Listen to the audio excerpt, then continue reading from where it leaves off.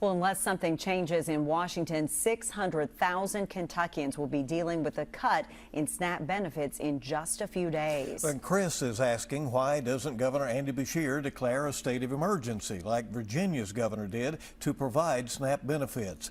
Here's Victor Puente with the answer to that good question.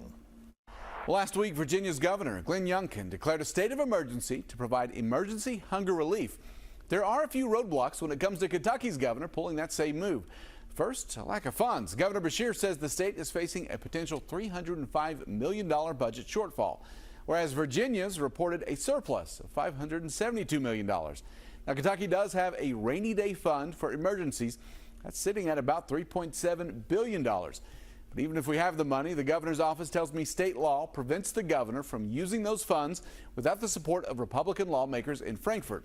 Quote, due to legislation passed by the General Assembly in 2024, which placed a new $75 million annual cap on emergency spending when a governor declares a state of emergency, the path pursued in Virginia would not be a viable option in Kentucky, barring widespread support from the General Assembly.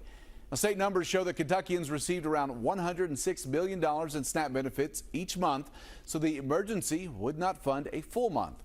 They also told me there is no guarantee the federal government would pay the state back once the shutdown is over.